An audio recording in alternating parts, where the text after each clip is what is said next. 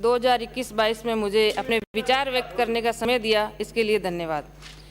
माननीय सभापति महोदय, प्रदेश सरकार के इस बजट ने सभी वर्गों को निराश किया है। ये बजट केवल घोषणाओं पर आधारित लग रहा है। इस बजट में मेरे विधानसभा क्षेत्र अनूपगढ़ को कुछ भी विशेष नहीं दिया गया है। सरकार बार बार किसान हित की बात कर रही है। सभापति महोदय, मैं बताना चाहूँगी कि मेरा गंगानगर जिला कृषि प्रधान है और मेरे क्षेत्र की मुख्य मांग है सिंचाई पानी की। किसान भाइयों को सिंचाई पानी समय पर नहीं मिले तो उसके लिए सब व्यर्थ हो जाता है। वर्तमान में इंदिरा गांधी नहर परियोजना के प्रथम चरण के किसानों की खड़ी गेहूं व चने की फसलें सिंचाई पानी के अभाव में सूख रही है। यदि सरकार किसानों के हित की बात करे तो किसानों के लिए समय पर सिंचाई पानी व बिजली दोनों की व्यवस्था करवाएं। किसान ऋण के जाल में तभी फंसता है जब उसकी खड़ी फसल पानी व बिजली के अभाव में जल रही होती है। क्योंकि इस बार मावठ भी नहीं हुई है और मानसून अच्छा नहीं रहा है। सिंचाई विभाग के अधिकारी भी सरकार को सही हालात नहीं बताते हैं, इसलिए किसान धरना प्रदर्शन को मजबूर होते हैं। इंदिरा गांधी नहर परियोजना के प्रथम चरण के किसानों को फसल पकाव के लिए सिंचाई पानी की आवश्यकता है। मेरे क्षेत्र गरसाना, रावला, नारावाली, 365, अनूपगढ़ और रामसिंहपुर के कई किसान सिंचाई पानी की मांग को लेकर 1 मार्च से सिंचाई विभाग एक्शन कार्यालय विजयनगर के आगे धरने पर बैठे हैं। यदि समय रहते सिंचाई पानी का समाधान नहीं किया तो रावला गरसाना आंदोलन जैसी स्थिति दोबारा होने वाली है। और मेरी सरकार से मांग है कि किसान भाइयों के हित को ध्यान में रखते हुए सिंचाई पानी दिया जाए, जिससे किसानों की फसलों का पकाव हो सके। रोजरी माइनर के किसानों की बारियां भी पीट गई है, उनको भी सिंचाई पानी नहीं मिल रहा है। सभापति महोदय, एक पानी के अभाव में किसानों की पूरी फसल बर्बाद हो जाएगी, इस ओर सरकार शीघ्र ध्यान दे। सभापति महोदय, पिछले बजट में कस्टम हायरिंग सेंटर व नंदीशाला खोले जाने की घोषणा की गई थी, लेकिन अनूपगढ़ क्षेत्र में इसमें से कोई कार्य नहीं हुआ है। मेरा सरकार से आग्रह है कि ग्राम पंचायत 22A के ग्राम 18A में पशुपालन विभाग के नाम मुरबा नंबर 306/447 भूमि आवंटित है। इसमें नंदीशाला खोली जाए, जिससे गौवंश को भला हो सके। सभापति महोदय, जल संरक्षण हेतु डिग्गी निर्माण योजना के तहत श्री गंगानगर जिले के काश्तकारों ने डिग्गियां तो कर्जा लेकर बना ली थी, लेकिन अभी तक राज्य सरकार द्वारा तय अनुदान राशि नहीं दी गई है। गंगानगर जिले की 2231 डिग्गियों का अनुदान शेष है। अति शीघ्र अनुदान राशि दी जाए, जिससे किसान भाइयों को राहत मिल सके।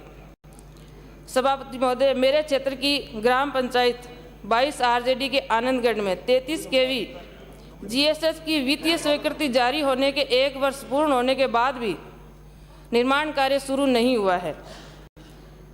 मेरे क्षेत्र अनूपगढ़ में बिजली विभाग के एक्शन का पद भी काफ़ी समय से खाली है, उनको भरा जाए। और मेरे क्षेत्र की काफ़ी ढाणियाँ आज भी विद्युत कनेक्शन से वंचित है। इनमें विद्युत कनेक्शन के लिए कोई कार्य योजना तैयार की जाने की आवश्यकता है, जिससे ढाणियों में रह रहे लोगों को बिजली मिल सके। वाटर वर्क्सों में विद्युत की सप्लाई दिन में दी जानी चाहिए, जिससे गलियों में व्यर्थ पानी ना बहे।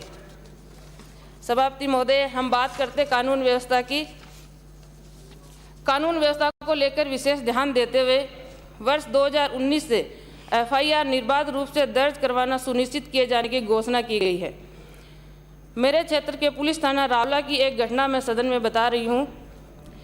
एक महिला ने दिनांक 17/2/2021 को थाने में उपस्थित होकर FIR दर्ज करवाने के लिए प्रार्थना पत्र दिया, लेकिन थानाधिकारी ने महिला को कहा कि तेरा मुकदमा पदमपुर थाने में दर्ज होगा। पदमपुर थानाधिकारी के मोबाइल नंबर व अपना नाम लिखकर एक पर्ची उसके हाथ में थमा दी। 2 मिनट में अपनी बात उसे बाहर निकाल दिया। फिर महिला DYSP कार्यालय अनूपगढ़ पहुंची, फिर भी न्याय नहीं मिला तो फिर महिला वकील के माध्यम से मुंसिफ कोर्ट गरसाना में पेश हुई और जज साहब ने रावला थाने के पैरोकार को बुलाया व मुकदमा दर्ज करने को कहा। फिर महिला वापस रावला थाने प्रार्थना पत्र लेकर पेश हुई, फिर भी रावला थानाधिकारी ने उस प्रार्थना पत्र पर मुकदमा दर्ज न कर दोबारा प्रार्थना पत्र लिखवाकर मुकदमा दर्ज करवाया। महिला को एक FIR दर्ज करने के लिए कितने चक्कर लगाने पड़े, ये उसको पता है। ऐसा हाल है मेरे प्रदेश का।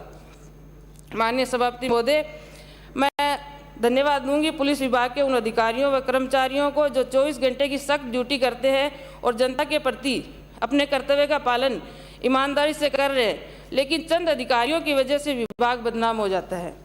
सभापति महोदय, सरकार भ्रष्टाचार मुक्त राजस्थान की बात करती है। मेरा मानना है कि जब तक भ्रष्टाचार की जड़ों तक नहीं पहुंचा जाता तब तक ऐसे मामले होते रहेंगे। ऐसी ही एक घटना मेरे जिले के पुलिस थाना जवाहर नगर की है। एक सिपाही नरेश चंद्र 10 लाख रुपए की घूस लेते पकड़ा गया। जयपुर एसीबी ने उसे गिरफ्तार किया था। जांच में सामने आया कि इससे पूर्व भी वह सिपाही 16 लाख की घूस ले चुका था। इतनी बड़ी राशि एक सिपाही लेने की हैसियत नहीं रखता, क्योंकि इसमें जिले के उच्च अधिकारियों व पुलिस अधीक्षक की क्या भूमिका रही होगी, इस मामले को नज़रअंदाज नहीं किया जा सकता। ऐसे मामलों को गंभीर मानते हुए जांच होनी चाहिए, जिससे राजस्थान में भ्रष्टाचार के मामलों पर अंकुश लगे। नाम अंकित नहीं करेंगे उसमें आप? सभापति महोदय, सरकार ने किसानों को खातिरदारी देने का अभियान चला रखा है, लेकिन मेरे क्षेत्र की अनूपगढ़ तहसील के पटवारी, गिरदावर और टीआरए गलत रिपोर्ट दर्ज कर रहे हैं, जिस कारण किसानों को खातिरदारी नहीं मिल पा रही है और किसानों में आक्रोश है। सरकार को इस विषय को गंभीर मानते हुए तत्काल दोषी अधिकारियों कर्मचारियों पर कार्रवाई कर किसानों को राहत दी जाए। सभापति महोदय, अनूपगढ़ शहर में IHSDP सीवरेज परियोजना 5/8/2010 को स्वीकृत की गई थी। इसमें 7,61,84,000 रुपए थी। इसका कार्य मेमर्स CIL नई दिल्ली को दिया गया था। कार्य पूर्ण करने की सभापति महोदय